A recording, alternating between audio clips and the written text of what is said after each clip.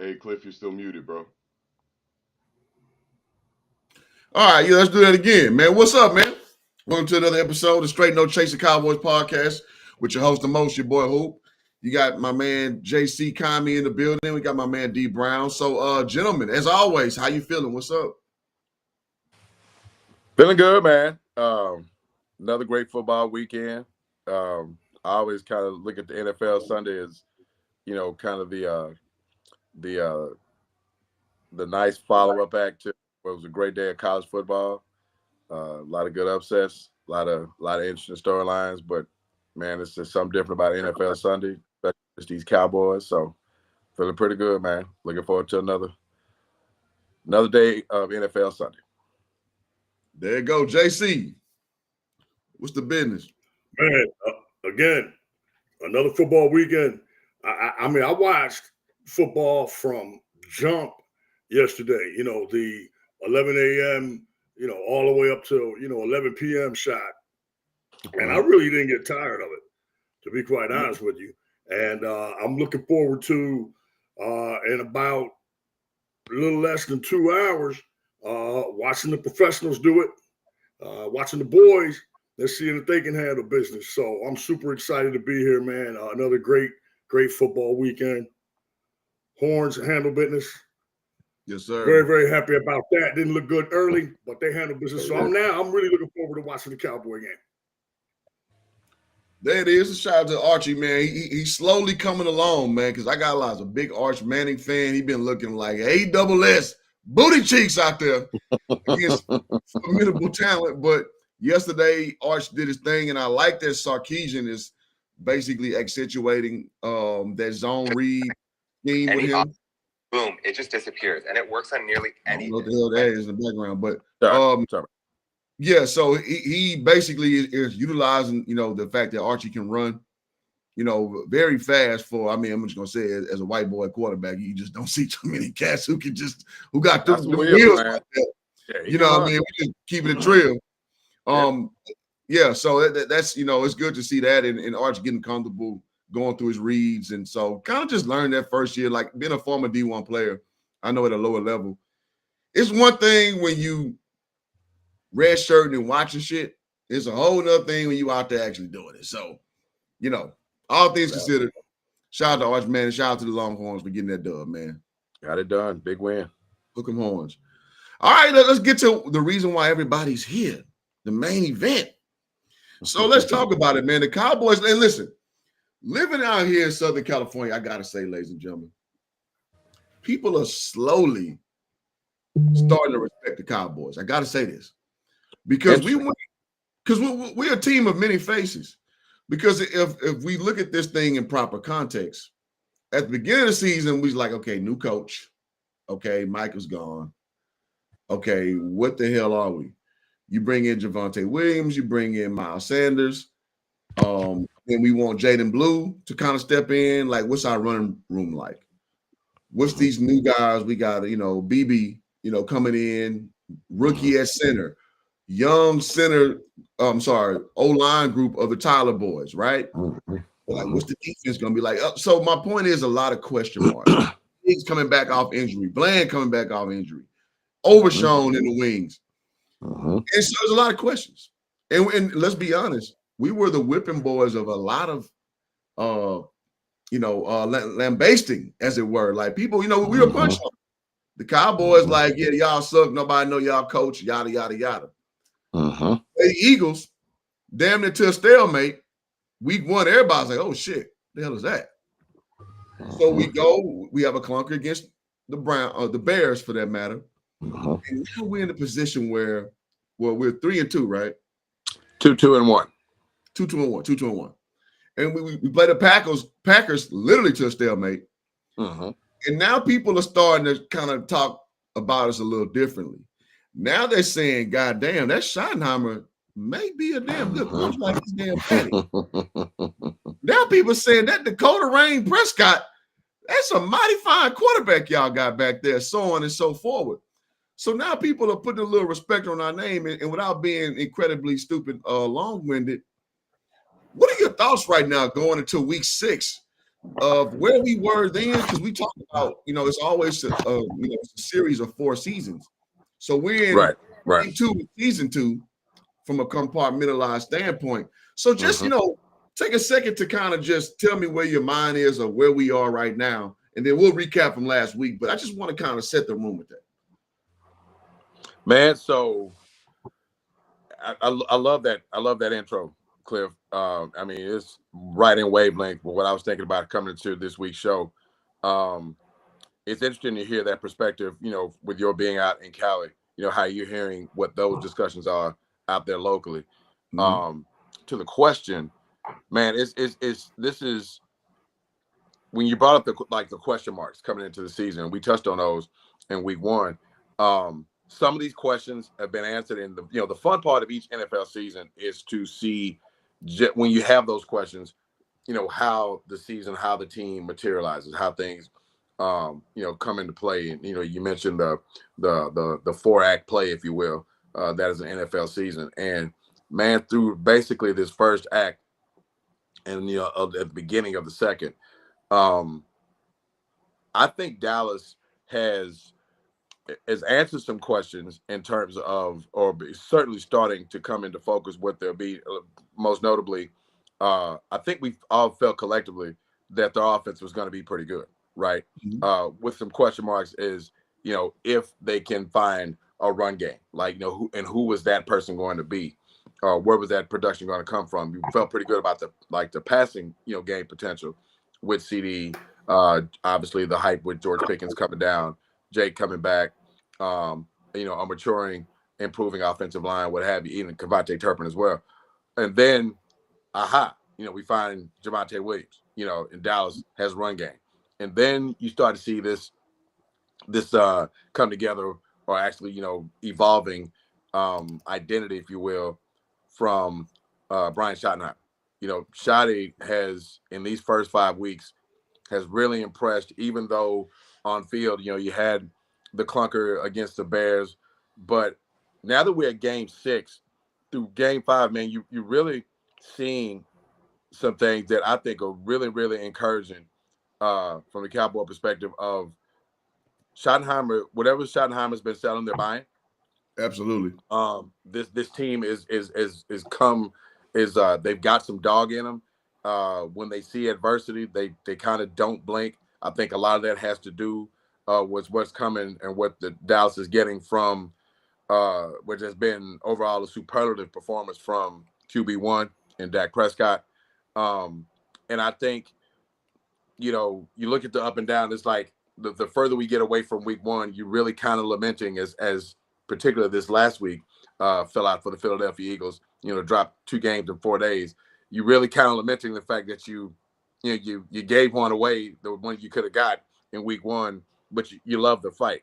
So that's moving more from moral victory to competence. And I like that. And now opportunity when you look at the NFC East, right? So all of a sudden, Philly has a really bad week and Absolutely. Dallas is right in the mix, right? Big I mean, facts. they are squarely in the mix. And this is what I love about the NFL season. So as it pertains to the team that we love and we follow, and the reason for this show, all of a sudden you're looking at this thing, and I think where the springboard of optimism, as I shifted to JC and landed here, is what we saw when they ran out last week. Is like,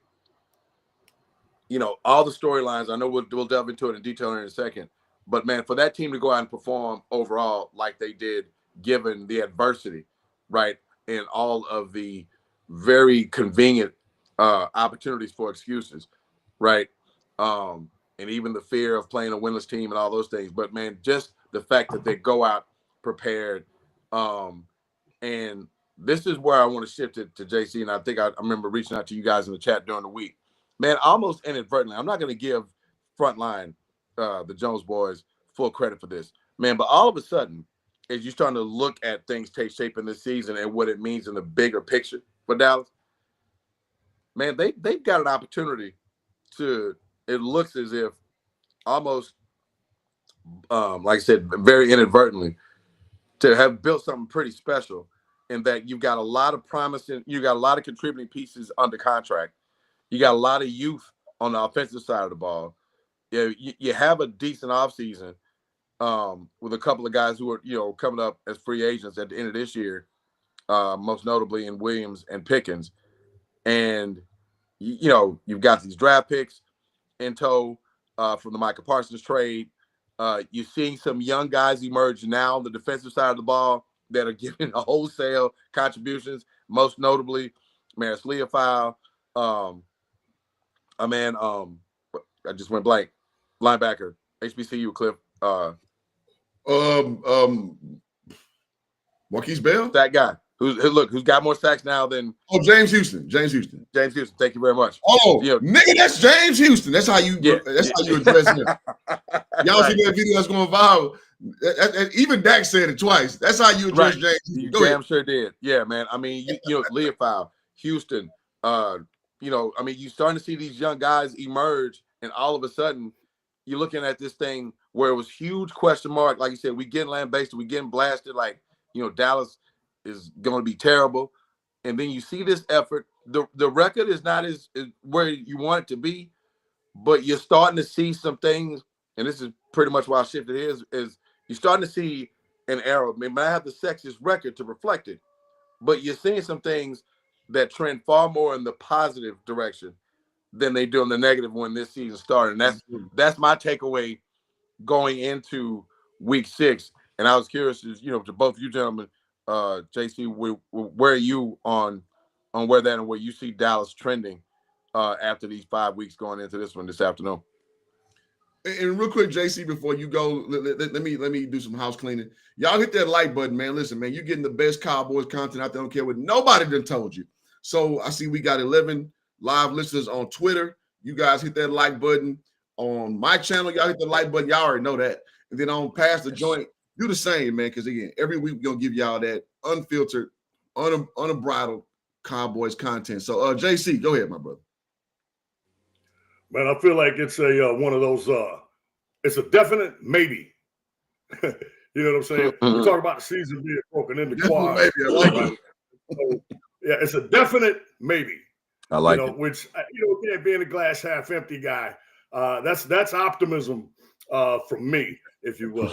Also, on the linebacker tip, I see my man Smith, the 5th rounder from Florida, as they say in New York, got into the game last week and had about 15, 16 tackles. So, it seems like DB has been saying this for 3 years, just the way I've been saying. Last year, we stood in the same spot. The linebackers, man. Leofau really is the only dog amongst them, if you ask me. All right. I like that kid a lot, man. The punch was much needed.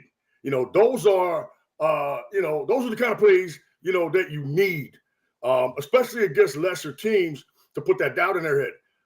Again, the offense is really starting to come together. You saw last week the talent that Pickens has. Again, I heard from one NFL guy who said that he thought that Pickens was the most gifted, physically talented receiver in the NFL. And so now you see him click with my man Prescott. Prescott, got to watch that Prescott. You see him click with Prescott, and you start to see, wow, if this dude had, somebody other than Kenny Pickett throwing him the ball, he might be able to get some business done. And again, the offense is coming together really well. And what I'm loving, and I don't know if it's the Schottenheimer effect or if it's just more residue, if you will, of the Will McClay effect, the whole next man up thing. Nice. All right. You're missing 4 of your 5 starters on the offensive line. I've seen teams have that situation and have no chance. Correct. No chance in a football game. Never be in a football game at the NFL level. And, right now, there are 21 Dallas Cowboys on the injury report. Well, why is that, Joey? Well, I'm going to tell you why.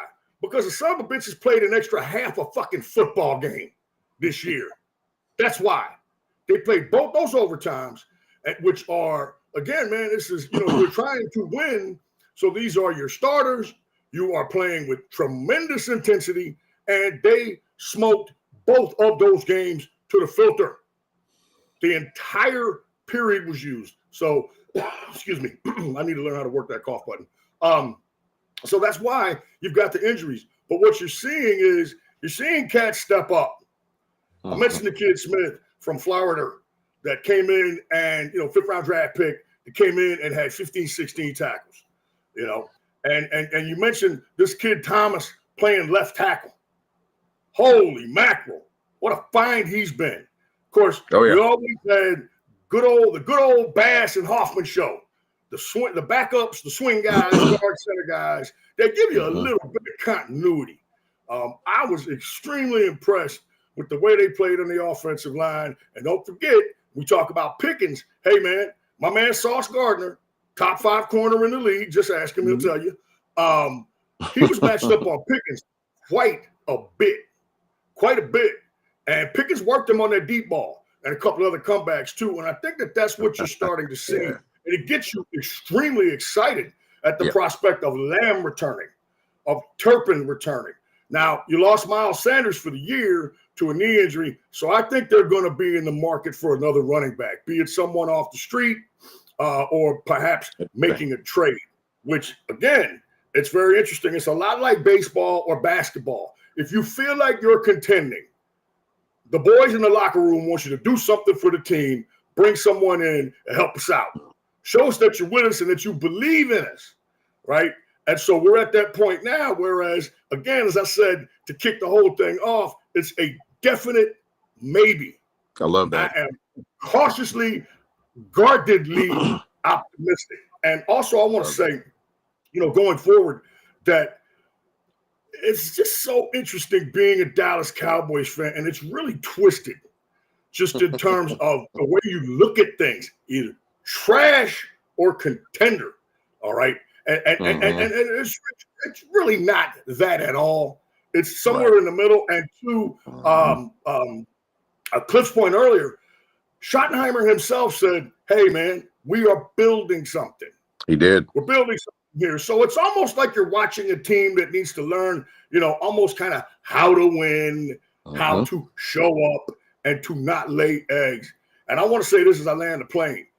I myself personally, as well as people that watch this football team and make predictions about this football team, we need to start adding into our thought process and the predictions that, hey, we've got number 4. Now you see all the trash, garbage, this and that. You're in week 5 and you got, well, wait till we get to the playoffs. Look, man, we're not in the playoffs. All right. Why even play the damn season if it's wait till the playoffs? You got to get to the playoffs. We got to start factoring in the fact that we have, as my man DB says, Dakota Rain Prescott playing for our football team. It makes a massive difference. Your man is dealing right now. I see fewer and fewer missed throws out of this guy. And that's really the thing with Dak. It's not the interceptions or turnovers. It's the P&Ms, the plays not made. I'm not seeing very much of that this year. The guy is dialed in, and we need, and me personally, me included, we need to start taking into consideration that the Cowboys have a Dak Prescott playing at the very top of his game, and it makes them a much, much, much more dangerous football team. I love it. I love it all the way, man. Spot on, Dave. That was good shit. Yeah, that's good shit. And then I'll highlight on 2 of those things. We'll talk about the Jets win. One with Schottenheimer. This feels very Sean McVay-ish. And by that, I mean unproven guy. You're coming in with a message that guys can relate to and buying in. I'm sorry. We've had so many lame duck coaches, and I just kind of lied to myself. When we got Mick Fat Ass 5 years ago, I had to lie to myself that I love his legacy, quote unquote. Yeah. Right? Yeah. I come in, I hear the same BS that I heard from Jason Garrett, and from Jason Garrett, the same BS I heard from Wade Phillips, and so on and so forth. Great point. Well, it's not a lot of so on and so forth, but it's more of that little triage of coaches. So now I said this to D Brown. I was like, hey, man, listen, something about Schottenheimer I like. Because I don't know a lot about his resume. I know he was, an assistant and all that shit.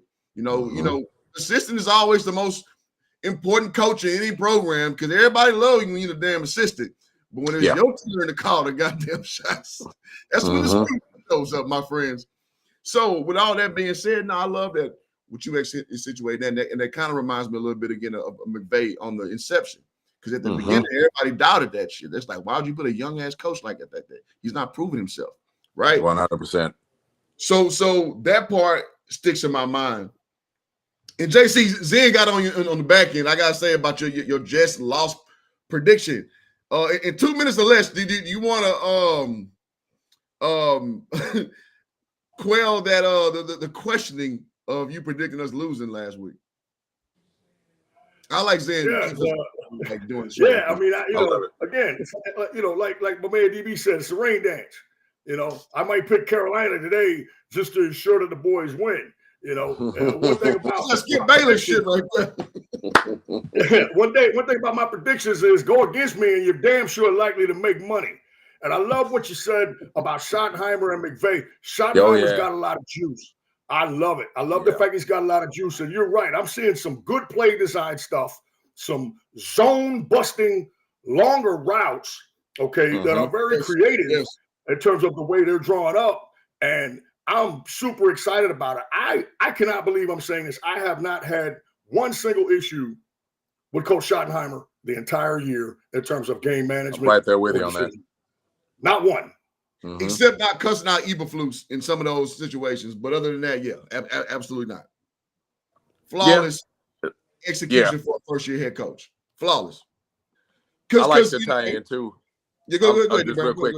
Yeah, real quick, man. You really resonated something there with the McVay tie-in, man, because there was a lot of and when you mentioned how you had to talk yourself into what big fat ass, the silly, SOB that I really can be and am most of the time. Cliff, I immediately went to Houston's own Devin the Dude. She used to be so fine to me. Now she's fat than a motherfucker. So that was how I felt about McCarthy, man. Because but the football, the great point you made there was, and I like the wording you use, talking yourself into, right? Because we talk about a lot of times like the new blood and whatnot, but when we actually get a situation, and a lot of times this happened in basketball, we've seen it in the NFL, even in MLB. We talk about, hey man, let's get some of these young guys, the new blood, new thinking, they hadn't got a shot yet, put the work in, and yet, there's a comfort level when we hear the familiar name, and then we, like you said, talking ourselves into, because McCarthy had taken, and coached Green Bay to a Super Bowl win. And so that was your fallback, if you will. That was your comfort level. Then he go out, have a couple 12-5 seasons.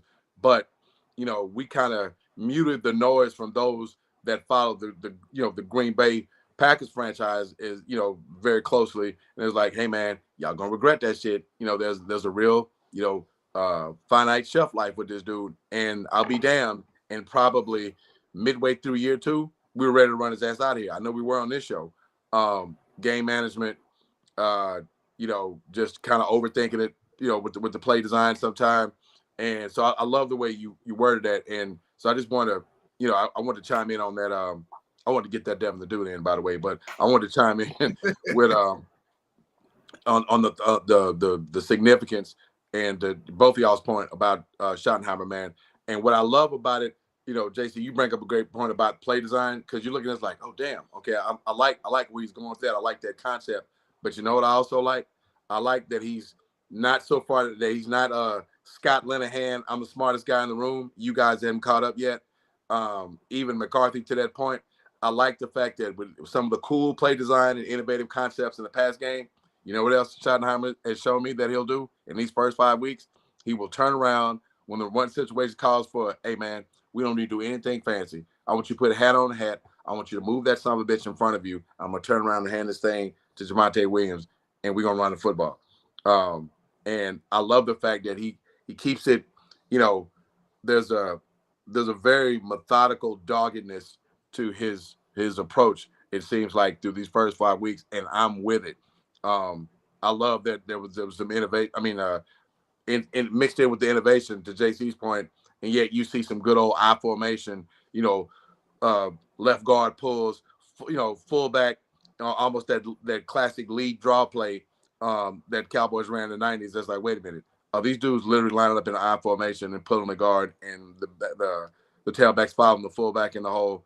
And it's like, I can't believe I'm seeing this in 2025 football, especially with the Cowboys and what we've seen with Garrett and McCarthy. So, great call on Schottenheimer, man. It just gives you a lot of good feeling, and about, to his quote, that they are actually building something. And I love the point brought up by you guys about I think that was JC, appreciating the journey. Right? It's all or nothing deal. And it's kind of like James Harden's game. It's like, it's get all the way to the cup or bomb from three. Right?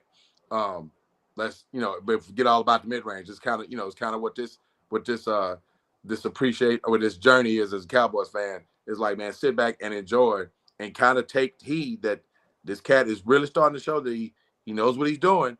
Looked like he was waiting for this opportunity to show us that he knows what he's doing, and let's take more to heart that, yeah, he's actually building something. There's an actual plan in place. Let's just sit back and enjoy to see how this thing plays out, man. See what O'Shea is talking about. Hey, like to quote another Houston rapper, Fat Pat. There's a fine line between being the guy that thinks everybody comes to the game to see him coach and doing too much, and being not to disrespect my man Barry Switzer, but being a Barry Switzer type, a Guy Lewis type, just roll the basketball out. You need to have some kind of impact.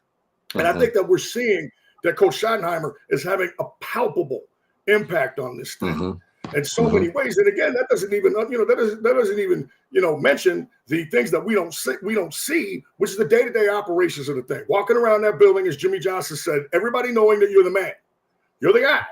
Now in the Cowboys case, it's you and Jerry, but still, as the head coach, you are the guy that's steering the ship.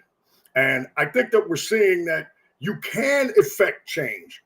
You don't just have to throw up your hands and say, well, these guys are pros, they'll figure it out, stick with the system. You do need to make subtle changes. And again, something that we talk about all the time, this thing is better with a run game. And you see, yes, they happen to be running it well, but more importantly, boys, as we always like to say, the commitment to the run game is there. Yes, sir. Yeah, commitment to actually having running backs who can actually give you quality yards. I'm sorry, man. And this is a shot at Rico Dowdle, man. That, as good as he did last week, and great for him for his success in Carolina. That's just something we didn't have in Dallas for the last 2 some odd years. So I'm sorry. So we got to, and I kind of led in with this, talking about our running back, led by Javonte Williams. It's just something we haven't seen since Zeke when he was in his. I'm not gonna say this is prime Zeke. That's a little too far afield. But when Zeke kind of slowed up a little bit, really productive Zeke, very productive Zeke. This is very reminiscent of those days, and we've been spoiled. You know what I mean? So I'm sorry, this is just something that's a lot, different in that regard. Now, moving the post up field. So let's talk a little bit about us winning 37-22 over the Jets, and then we'll kind of go into some of the other requisite things. Now, by the numbers. Dak Prescott going 4 touchdowns for 237 yards, no interceptions. Javonte Williams going for 135 yards. Ryan Flunroy going for $114, no touchdowns, but George Pickens 57 for 1 tub. Jay Ferguson 49 yards for 2 tubs. And on the opposite side of the field, we saw Justin Fields, statistically looked okay with 283 yards with 2 touchdowns, and that mostly came in the fourth. We all know that. But going 32 for 46, I like that. You're making him throw the ball 46 times. I'll take my bet on that. Breece Hall going for 14 carries for 113. Top receiver was going to be Garrett Wilson for 6 receptions for 71 yards and 1 tub. So with all that being said, with CeeDee Lamb out, with Kevontae Turpin out offensively, and the Cowboys still lit it up, almost giving a 40 burger. Just your quick takeaways, man, of the victory from the Jets, guys? What's some of the things you saw? What some things you liked, maybe didn't like, and let's get it. I'll go ahead and jump in, DB. We'll switch it up Do a that, little man. bit. Ain't it always the same with the Jets? It's Garrett Wilson and Brees Hall. And I'll tell you what, that fumble, that thing flipped the script. That was just like what happened to the Cowboys, in Chicago. That was big, man. Turnovers always do that, and you talked about the numbers that Prescott had. Boy, I tell you what, is that not a perfect Dak Prescott game? He's not throwing for 350. He's throwing for about 250. No turnovers, high completion percentage, making plays on third down. And in the absence of no CD, no Turpin, and 4/5 of your offensive line, Ferguson's starting to come through a little bit, which is what we needed. He's getting his touches, but now he's starting to come through and be that guy, that Shannon Sharp and Travis Kelce said is one of the really good emerging young tight ends in the National Football League. And that is what we're seeing. That was a perfect Dak Prescott game. I know you guys have seen all the graphics. When he throws too much, it's not good, right? But you look at that game against the Jets, man, and that was an absolutely perfect Dak Prescott game. Now, Fields has had his ups and downs. I've defended him in the past, but he's one of those guys that the Cowboys really seem to have his number. They really seem to have his number. He has real struggles against the Cowboys. And hey, I've always said, well, Micah, was the guy that would beat these bad teams for you. Well, they played Fields last year up at Pittsburgh. They didn't have Micah. All right. So there's something to that in terms of their game plan and the way that they handle business against Fields, and that defense. The Jets defense is a pretty good defense. They got some pieces. They got some guys, but they were just defeated from jump when the offense failed to really do very much at all after that first drive. And again, as we say, everything affects everything. That was one that they needed to get. They needed to get that one, just like they need to get this one today. You don't want to say must win, but you need to stack these. Important. You need to stack these while you can. You've got DC, I believe, coming in next week. And so that's, DC's playing really well right now. So, you need to get this one today, just like you got that one last week. And it was also very good to see the defensive line step up against a fairly solid Jets offensive line. They've been retooling it and adding a lot of pieces to it. Those guys are paid too. They know that they need help up front. And so it was good to see, Fowler step up. Houston, he's a great situational guy in terms of, getting after the passer. He's a little suspect against the run, but that's fine. You don't need him to be an every single down player, but you need him to come through in those situations. And as I mentioned earlier, we saw the 5th round draft pick, Smith, the linebacker, come in and do quite well. Filling in for Sanborn, and you're going to have more of that today. You're short in the running back room today. You can bring someone off the practice squad, say we're going to give it to 40 ounce more. Well, you don't have, Turpin and CD to line up in the I formation. So you're a little shorthanded at running back today.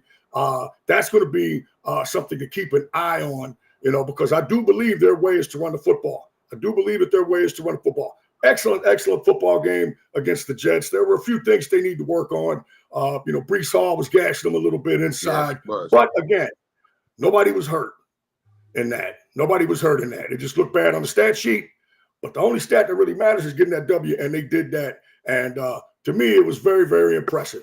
I don't care what anybody says about who they played. You play who's on the damn schedule, and anybody in the NFL can step up and beat your ass, reach out and touch your ass any given week. So well done by those guys. And again, I'm going to say, definitely maybe. Definitely maybe. Rolling with that one. No doubt. Love it. All right, so I think we put a good capstone on that. D Brown, unless you want to add anything about the Jets win. Just real briefly, man. I thought JC did a great job of recapping what happened, man. What I will add is I mean, obviously, the ultimate measure of a quarterback's career is, postseason success and ultimately the big one, right? As you break down and just kind of microanalyze, significant wins, particularly, as we look at it, like we look at it with Dak Prescott, this was one of the more, and I don't give a damn to JC's point is the Jets. This is the NFL, right? Ask Philly about the NFL. Philly had just a god awful week. They lose against teams that they absolutely on paper should have gone out and beat their ass and got their asses handed to them. So I don't want to hear about the love of the team record, any of that. That was one of Dak Prescott's finer performances, man. And I don't care. You name the all-time great, right? I'm not putting this in the context of Dak. We should start calling Dak an all-time great. I'm saying, given the circumstance going into that game, I don't care who you are, to lose and not have available 80% of your offensive line in a road game in the NFL is as daunting a task for any quarterback that you can name. And given the circumstance of the fact that Dallas only had one win on the ledger, had played fairly well, they only had one win. And we talked about it pretty significantly. This is one they had to get because of the need to start to stack wins as the schedule gets more difficult. For that guy to go out and play the game with such command and level of execution that he did was just it was one of the more impressive Dak Prescott performances I've seen, given the circumstance going into it. And I will also credit Marty Schottenheimer and his staff. That's Marty Schottenheimer. There it is, Freudian slip.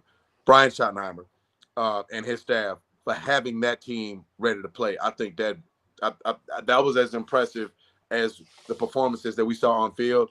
I said, man, they had to absolutely have a damn good week of practice. And even in game, those guys were ready to play, and it was evident. And man, as tough as we've been on Eberflus on this show, and he's taking it nationally, to see whatever the messaging was, to see the pressure against a guy who can really hurt you with his mobility, in Justin Fields.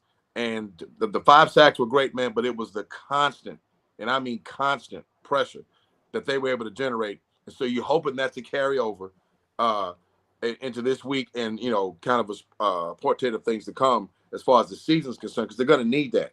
But those performances and that coaching staff's job in that team's preparedness to play that game in a very important situation, and all the built-in excuses and the hurdles and obstacles, to see your QB1 go out there and literally command that game. And I'll end it right here. I was personally, you're like the little self-fist bump, because I said that I thought it was going to be a much tighter game, it was going to be a bigger struggle, but I thought we'd win the game because Dallas had the better quarterback, and that was totally evident in that matchup. The pedigree of quarterback really came to the fore and stepped up, and we saw that the much better quarterback, got it done, and that's had a big hand in why Dallas got the win. So just I hope that's the thing that carries forward across the board. But man, shout out to QB1 being an absolute leader, because I thought that was the most evident. And shout out to that staff for getting these boys ready to play. And hey, man, more of that shit. More of that shit. Hey, just real quick. Go ahead, Jason. He is running more. I'll tell you what, this offseason, dude got shredded. I'm talking about male model shredded. You know what I'm saying? Good. He looks like he's lost a little bit of weight, man. And the running is clutch. He's doing it when he needs to do it, something that we kind of all wanted to see. I know we mentioned it here on the show, but yeah, man, he has come back. And I'm telling you, this guy has come back with a vengeance from just a horrific injury.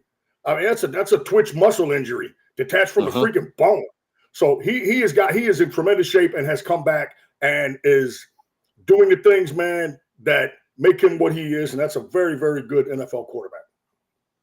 Yeah, and I'll put a nice bow on it, man. Dak Prescott is looking like what we thought he would look like once, he got all the things together. Because as we know, his first iteration, whereas, he was really good with his quick reads. He could use his feet very well. He played out Zeke very well. And then it turned to like once he lost Dez Bryant was, the cringeworthy Dak Friendly offense era with Tavon Austin and Oh, wow. But what's my other man's name? Hearns and woo. Alan That Hearns. was There a you rough go. Oh, yeah. so-called era. That was rough. And then, D-Will. luckily, your T-Will. boy, What's that? T-Will. Terrence Williams. Terrence Williams. T. Don't say that name no more. It's like Beetlejuice. You say it 3 times, he'll appear. But and then Amari Cooper came from heaven and he saved, Dak's reputation and what have you. Then after Amari Cooper started to taper off a bit, we started finding out in the playoffs his motor don't run quite as hot. And then enter the CeeDee Lamb thing. And then, okay, so Dak can put up all these gaudy numbers, but can he basically play, can he be the coach on the field and command the offense like we seen Brady do? Like we see, Mahomes do, so on and so forth. I.e., are you that guy who's going to lead you, your team in the playoffs? Now we haven't seen that yet, but as it stands right now, Dakota Rain Prescott, man, that boy's surgical on that damn field. So, like I said, we probably thought this period would come about 5 years earlier for reasons of O-line failure, reasons of injury, reasons of just personal attrition. Right? But right now, this looked like Dak is his best version, like motherfucker, to quote no doubt. You Yes, know what I mean? So I'm just excited for that. Yeah. Good shit. Yeah. So all right. So going forward, man, let's because we got limited time to finish the show out. Let's get to the Lucky Whitehead Award, man. Lucky. Let's run the Lucky, man, and then we'll run a clip. Zen wants to run a clip, so we can do that too.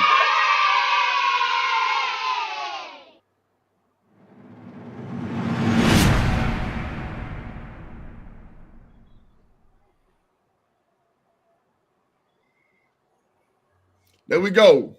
We got it right this week. We ain't got the Lucius Whitehead, the Larry Whitehead. Larry Whitehead. Barbershop Larry Whitehead. I love it. Hey, listen, man. And somebody With the do-rag. If anybody on the stream knows Lucky Whitehead, I hit him up on IG. He ain't hit me back. But if anybody knows Lucky Whitehead, I would love to have him on the show, man. 100%. You ain't doing shit like that, motherfucker. Right. But anyway, so my Lucky Whitehead Award winner, I gotta give, and I think everybody might have the same one. To your boy Ryan Flounroy, man. Like just Flounroy, however the hell you say it. His mama named him Flounroy.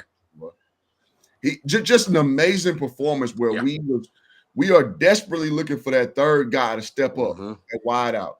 Jalen Tolbert, I mean, no disrespect, didn't do nothing last week, but had a great, toe tap catch against the Packers a few weeks ago. But inconsistent.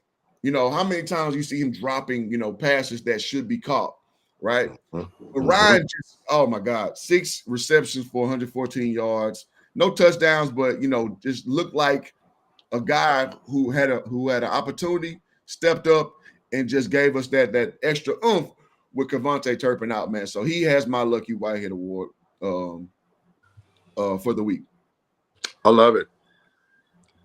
I would say real quick that Flournoy also showed a little bit of athleticism on that deep play, but since I have had such a difficult time up until probably last week understanding the basic nature of the Lucky Whitehead Award, now I have done a deep dive into it, and I understand that it is a gadget type, fill-in type, special teams type player that comes through like super glue. So I am going to go with my man 40 ounce this week. There you go. Okay. I thought the ram blocking was outstanding by my man 40 ounce, and he's just one of those football players. You know what I'm saying? You back on the punt team, running down, making tackles, punt protector, running down on kickoffs and holding it down at that wham blocking fullback position. And like I said, he mixed in a nice little pass for a first down, showing that, he's got a little juice too, man. So I'm going to go with my man, 40-ounce Hunter Lemke. Hunter Lemke, man, who I've become a massive fan of, by the way.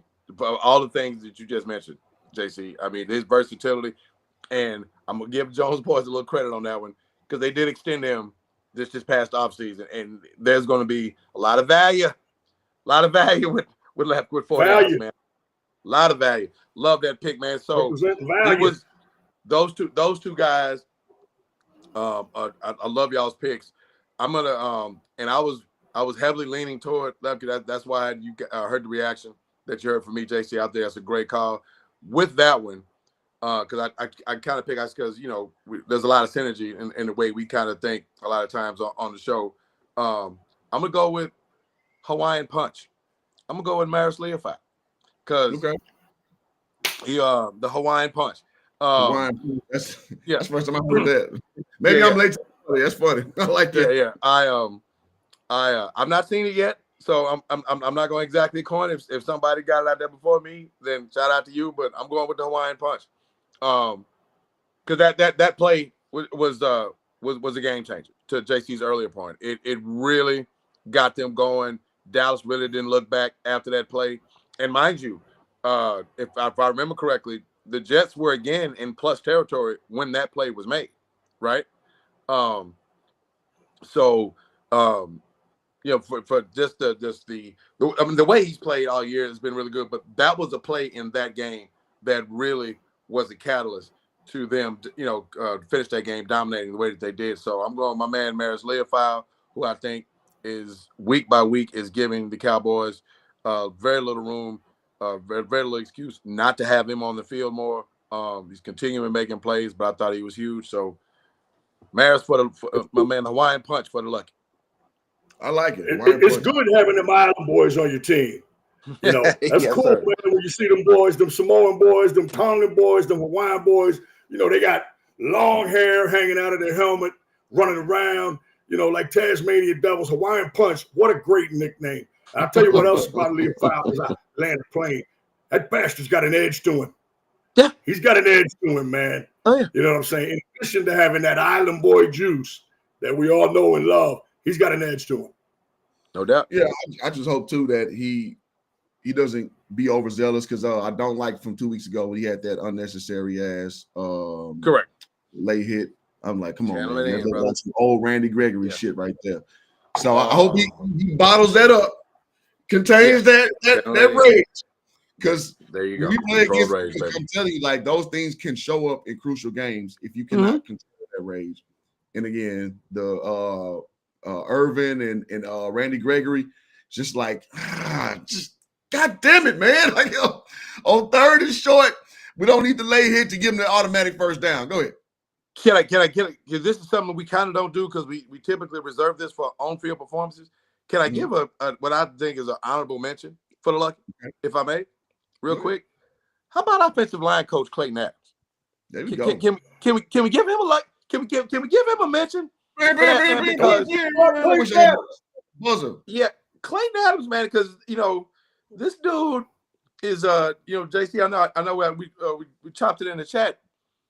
This might be an emerging name after a performance like that, man. But it cannot be overstated. It cannot be overstated. 80% of your starters, because you three of us know everything about O-line. A good O-line starts with one, you got to have talent, but the other thing is continuity, right? And when you're missing 80% of that, all of that is the continuity is completely out of the window. For that group to perform the way that they did, protecting Dak Prescott, the way they performed in the run game. If you go back and watch that run that Javonte Williams ripped off, he was not touched. The only guy that he bumped into before he got into space was our man Thomas, because he was 8 yards downfield, hat on hat.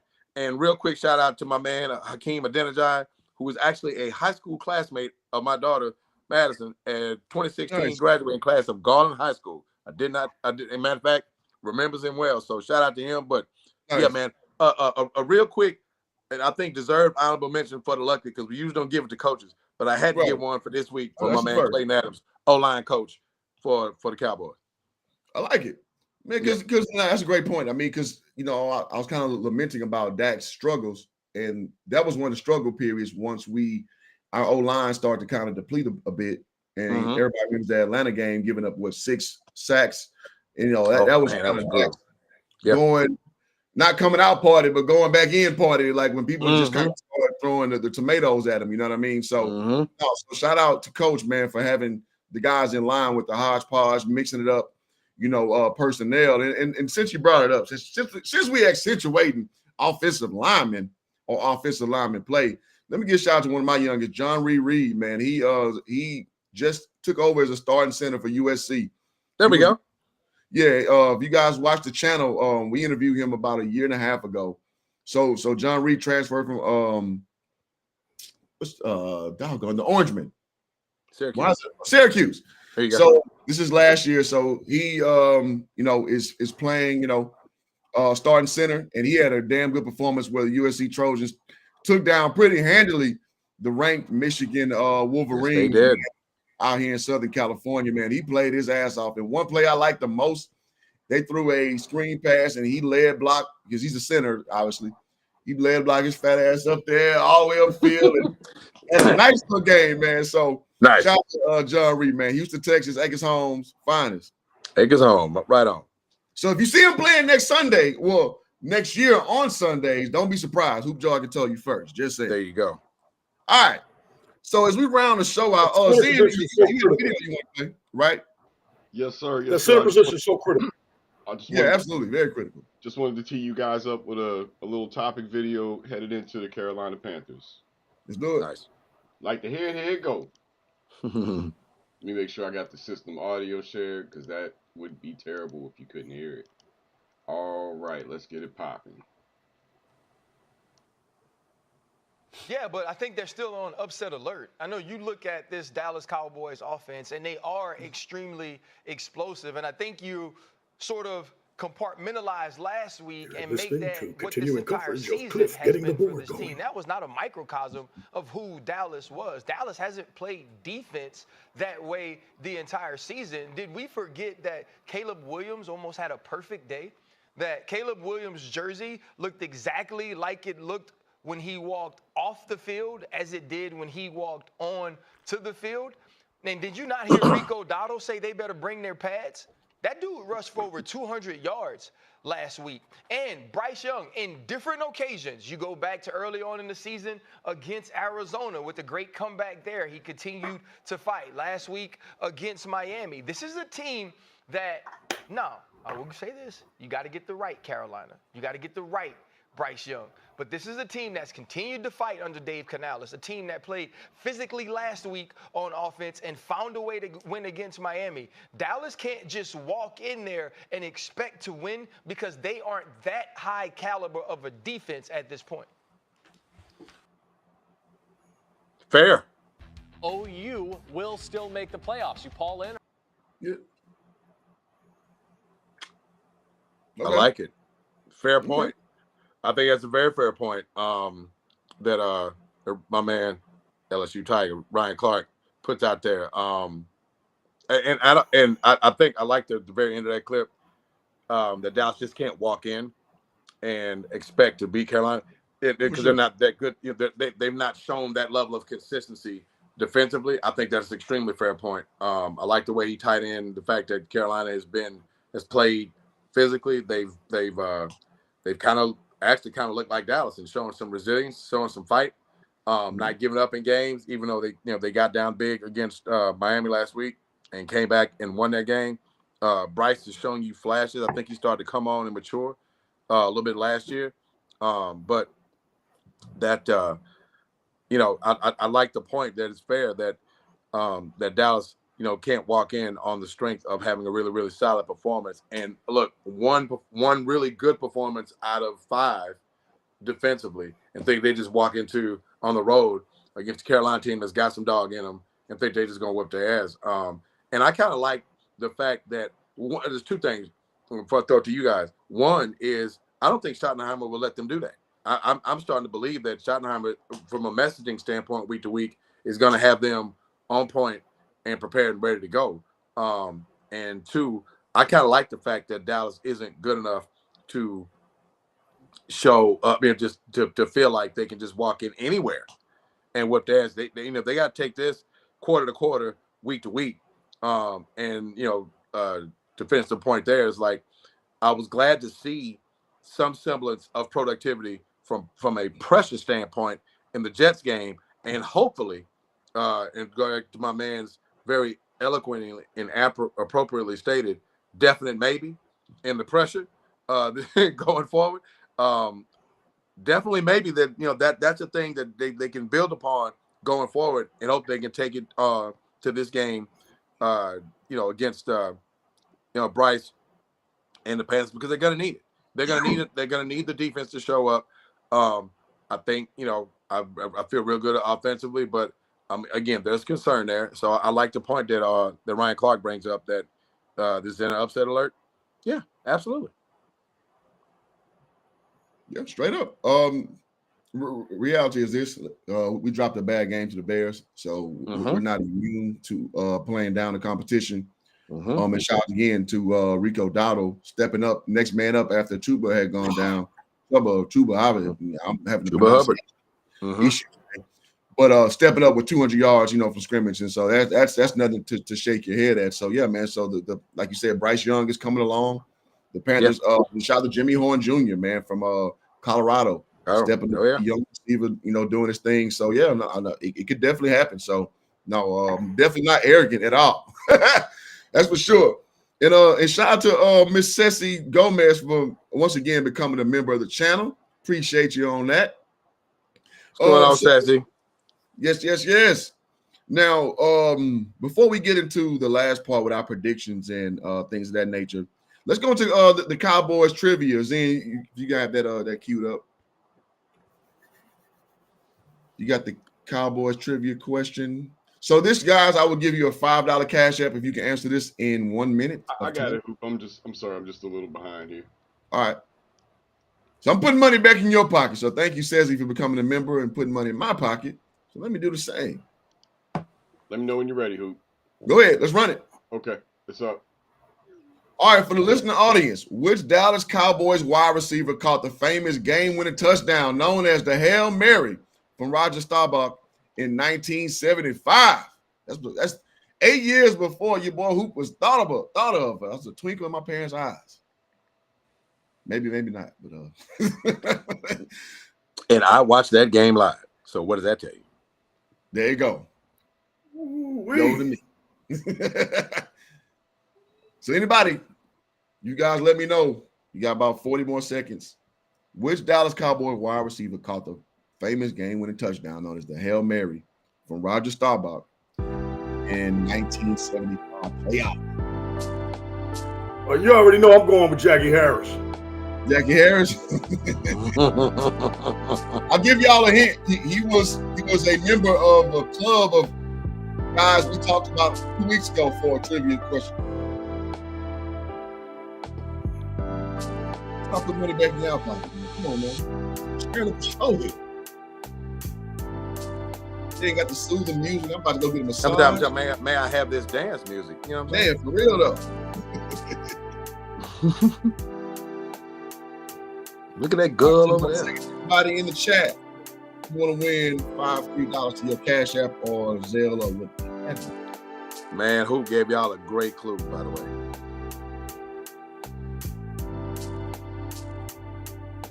Yeah, all man. Right. Flash in a little Chuck Mangione. Feels so good. Feels so good. You know what I'm saying? That could be some trivia music, right? I don't know if y'all remember that joint. Absolutely.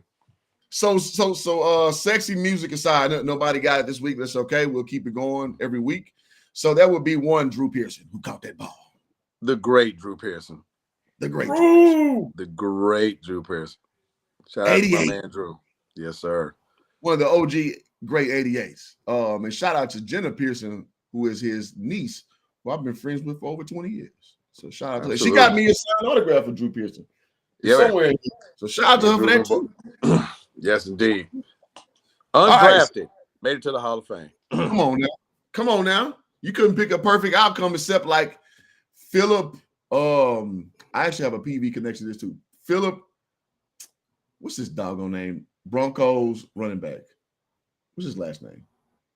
From like Current? about 5, 6 years. Lindsey. Lindsey. Is it Lindsey? Philip Lindsay. Shout out to Philip Lindsay. He Brother. wasn't bad in the NFL. I'll tell you that right now. He had a good career, all things considered. Shout out to him. He's the brother of Cherie Lindsay, who played volleyball at Prairie View. Nice.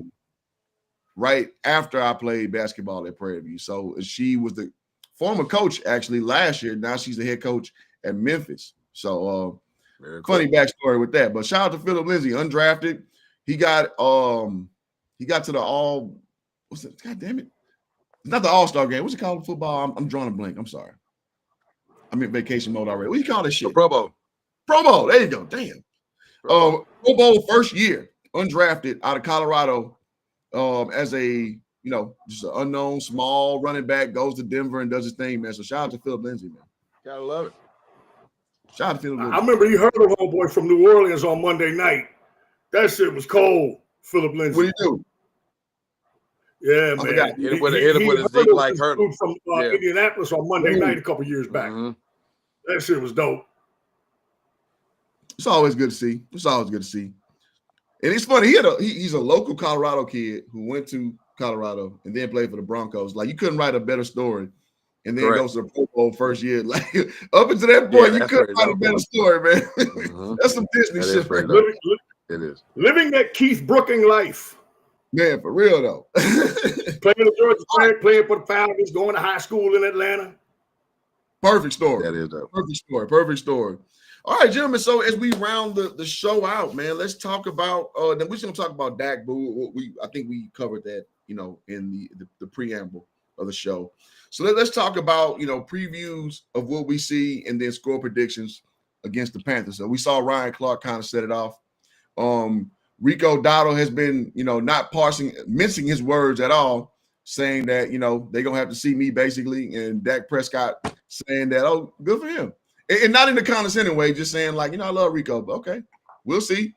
So, gentlemen, will Rico get his get back against the team that let him walk, for 3 new guys? And we'll get some predictions after that. So just some of the insights you see real quick. Whoever wants to kick it off. Man, so I think he will. I was a big Rico guy. Yeah, I was on record. You can go back over the years of our shows. I was a big Rico guy when he was here because I thought that he had, some real dog to him. And the fact that, he had to really bust his ass to make the team all 5 years he was here. He was always, the guys like, man, they'll always have that crowded room. They have some frontline starter. And then it was Malik Davis that he would typically be fighting with to make the 53. And he would always seemingly stay around, got his chance. I thought the Cowboys actually, McCarthy specifically, thought he made a tactical mistake in actually committing to him last year to get the productivity that he ended up giving, the back half of last season. That said, I think he's obviously going to be really motivated. This was the team he was with for 5 years and coming off a big performance. That can work two ways. He's going to be motivated. A lot of guys that he knows in the Dallas locker room. But when you put yourself on blast, like, you boys better bring it, well, guess what? They may just line up and bring it. And I think certainly there's going to be some familiarity from a lot of guys on Dallas' side of the ball. So that'll be an interesting dynamic. As far as the game and the matchup itself is concerned, I think it's going to be, I would probably go into this one cautiously optimistic like I did last week, in that I think Carolina's gonna fight their asses off to beat Dallas. I think Dallas has to approach this game much like last week. You look at that schedule, I keep going back to it, and you got to approach this from, man, this is there's an opportunity to get a win, and we got to get it by hook or by crook or what have you. So clean game, QB1 has to be doing what he's been doing, QB1 things, establish the run. Maybe we see some more of the Hawaiian punch, create a turnover or two. Ideally, you'd like to see Dallas get up on this team early, much like Miami did last week. But like Dallas did against the Jets, get up on them if you can and salt the thing away with a nice run pass mix of a determined and committed run game, play action off of that. Big use of what's looking like the emerging of a really huge year for Jake Ferguson in the middle of the field. Still take your shots, obviously, with the big boy Pickens on the outside. See what continue to build some continuity with Flournoy, and it's official now that our guy that we waited on, Texas X, Jaden Blue, is officially number 2 on the depth chart. So yes, perhaps we might see a wrinkle or two for him to break out and contribute to this thing, and do what he can in terms of making a play out in the open space and be the first. I'll land it right here and be the first Cowboys running back this season not to get hawked on a long distance run and actually get to the end zone. I'd like to see that. But nonetheless, man, I think it's going to be a dogfight. I think the Cowboys will be up for it. And I'll pass it back to you guys with the fact that, much like last week, I expect a good fight, but I think Dallas comes into this game with the better quarterback, and not just in name and pedigree.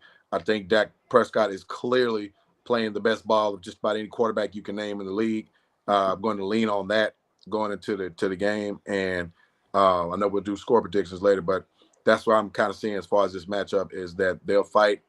I think Dallas will have the ability from being able to extend drives with the run game, quick strike downfield with Pickens, and maybe perhaps again Flournoy, control the middle of the field with guys like Jake and 40 ounce, and see if Dallas can bring that pressure back, because we've kind of seen with Bryce being young that he can be flustered a little bit, make some decisions or some throws quicker than he'd like that come from that pressure, turn these guys over, get on them, and get out of Carolina, out of beautiful downtown Charlotte with a win.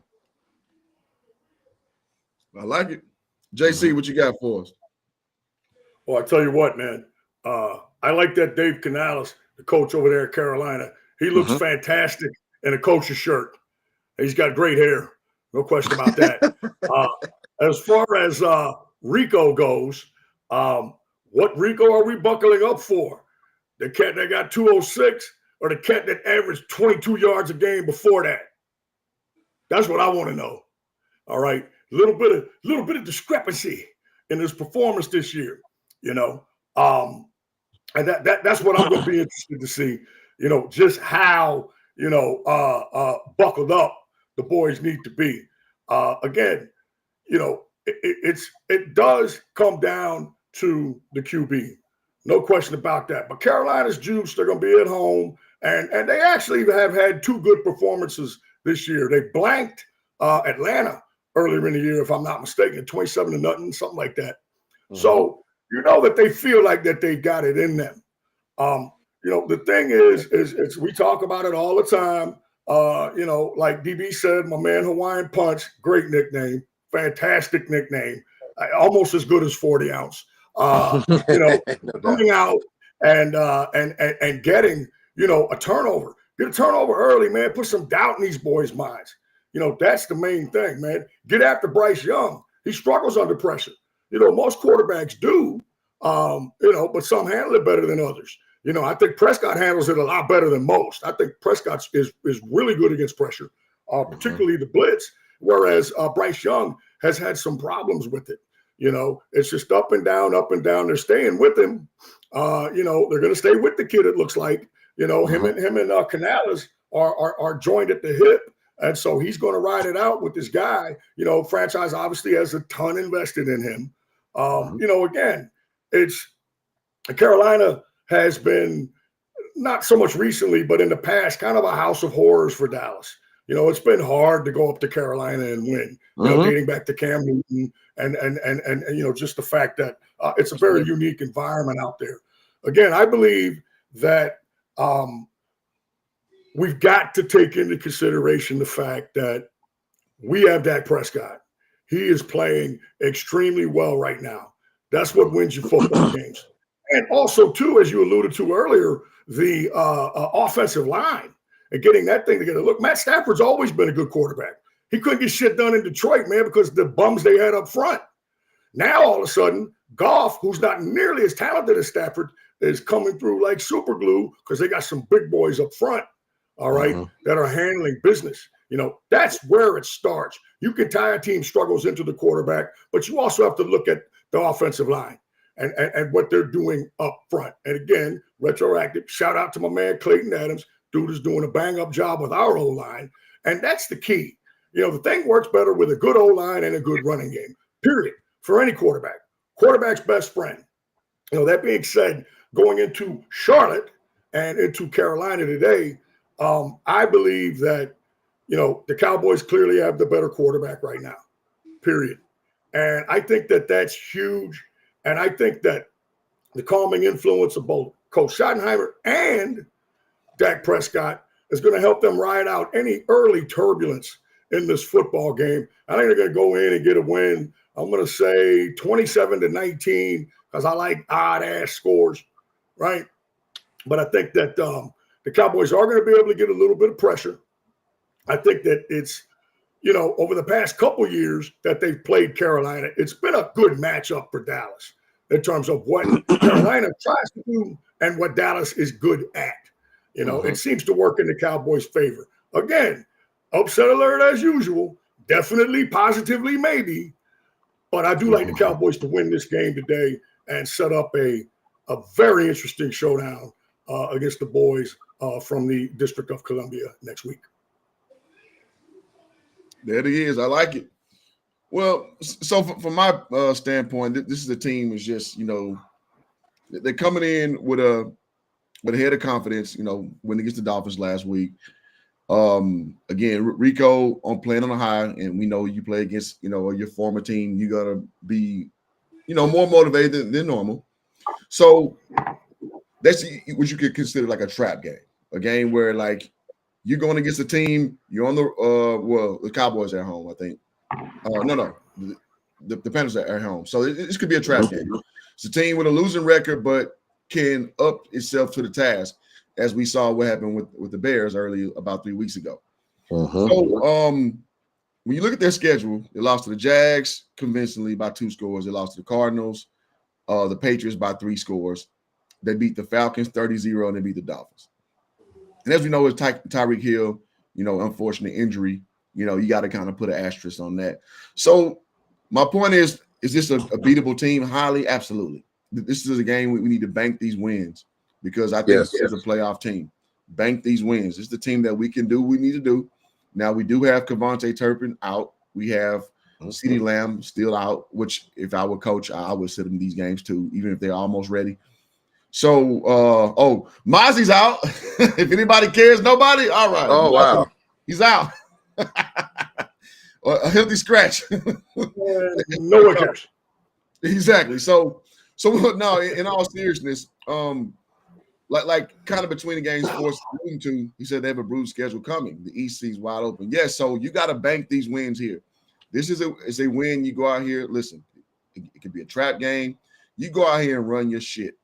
You go out here and let's see the versatility with the play caller, which I don't doubt, man. I think Shotty has is that he's willing to use his pieces in the right way, in the right fashion. You know, we saw Ryan last week doing his thing at wideout. So I think we'll see more of that with Blue, that, you know, he is the bona fide number 2 option. I'm expecting good line play today. I'm expecting Dak to be on point. I'm expecting Eberflus to kind of listen to his D-backs, his DBs, and you know, incorporate more of that man concept, which they seem to like more. And so I'm just seeing the Cowboys morph into a team that it's the iteration I've never seen. So with that being said, this is a game we should win convincingly. Now, by how many scores, I can't call it. But what I will say is last week we put belt to ass on a Jets team that's right there. If you guys are watching, they're right there with the team everybody loves right now with Bo Nix led Denver Broncos. They're down 11-13 with 3 minutes to go in the fourth. Just saying. We beat a team that will compete. right? Like at their stadium, and we beat the hell out of them. So I say all that to say They lost like 4 close games. Jets. huh? The Jets lost like 4 close games. Last play of the game and shit seems like. So yeah, you're right about that. One against the Steelers, the opener. Right. So it's a team that competes. I mean, listen, Aaron Glenn, well, not Aaron Glenn, Aaron Glenn, first year head coach. So obviously there's gonna be some things that he's still working through, being a more defensive minded guy. Listen, man, it's a team that's gonna go out there and compete. And we hung damn near 40 on them, right? Yeah. So I say all that to say this is a game we should win, it's on the road. We go out there, we handle business. Dak is just looking better and better each week. I think the O-line will show up. If Rico goes off, he goes off. I don't think that's going to be the backbreaker for us. But we can't have Bryce Young having a career day on us because I think that water faucet stopped 2 weeks ago. So with quarterbacks having their damn career day against us, so I don't foresee that happening. I see Eberflus, listen to his DBs and have changed scheme a little bit. I see our youngest like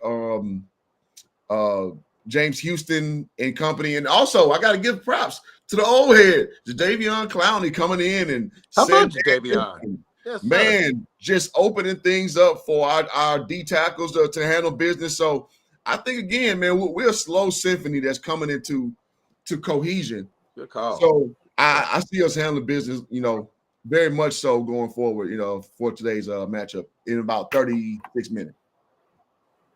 Right on. We doing scores yet? Just go ahead and do it. All right. Let's see. So, JC, you were at 27-19? Yeah, I clearly could never hold my water. I gave my score prematurely. Just give it up early. Yeah, I'm pretty well in the neighborhood of where you are. I think if Dallas plays clean football, I think that's the big key. I think if Dallas doesn't help Carolina beat them, then I think if they go out and execute the way they're capable, then I think they win the game. So I think if Dallas plays a clean game, which I'm coming in expecting, Dallas plays a clean game, and I think they walk out of this one with probably a pretty good battle to be at the beginning. Then Dallas kind of does what they did to the Jets, establish themselves as the better team. There's more continuity. There's more plays made, and they win going away. Not quite close to the 40 burger last week, but I will go 31-20 Dallas. 31-20. All right. Well, JC gave his, you gave yours, D Brown. And listen, man, I'm gonna do the proverbial beat their ass. I always get hyped to beat their ass. Some people call it belt ass. I call it beat their ass. Beat their ass. Yeah. BTA was actually started on this show by Cliff. Yes, sir. We should beat their ass. Because good teams, from what I see, beat their ass. I don't give a shit if we're at home or what have you. So my prediction, I got us winning 33-17. Okay. They shouldn't put 20 plus on us. Beat that ass. Beat that ass. Cowboys need to bank these wins. Don't let them believe. Don't let Rico have his, game he's been having wet dreams about it all week. Go out there and show who the better team is. Because like you said, we got those Washington Commodores around the corner, and that's going to be a game. I'm sorry, no matter who. Yes, indeed. Because they F around and found out last year, even with Cooper Rush, with Cavante with that double spin that we beat their ass that they weren't expecting. So let's bank these wins. Let's roll in with a head full of confidence, and let's handle business next week against the Commodes. So right on. All right. Shout out to Third World Columbia, man, with some great input, by the way, throughout the show. Yeah, absolutely. Yeah. Shout out to Third, man. Houston resident, YouTuber as well. You guys go sub up, and also to my friend in real life, Between the Game Sports. Shout out to my guy Will. What up, Will? Pulling up. And yeah, man. So any parting words, gentlemen, before we put a nice bow on this one and check out some good old pigskin for the next 8 some odd hours? Yeah, man. Play clean. QB1, do what you've been doing. Play clean. Limit the penalties. Don't give them opportunities, and to use my man's off use and always gives me hype. Beat their ass. Beat that ass. Like when your daughter come in after curfew, beat that ass. That's a D Brown reference right there. Yes, sir. Yes, sir. 100%. I mean, that's the thing. That's the thing. When you have daughters, and at first it's beautiful, right? Then they turn 18, and all of a sudden it's a nightmare. When you got sons, 15, right? They're trying to beat the crap out of each other. You got your hands full with them, and then when they turn 18, you say, "All right, son, time for you to head out." Right. And that's that. You know what I'm saying? Hey, final words again. This is just lemonade. Okay, I'm sorry. There is some vodka in it. Stay dialed in.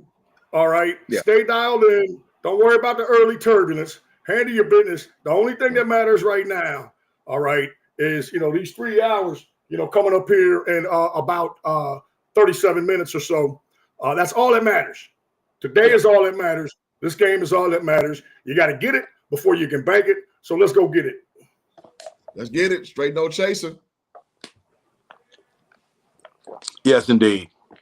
And we out. Appreciate we out next week. Go Cowboys. Go Cowboys. Go Cowboys.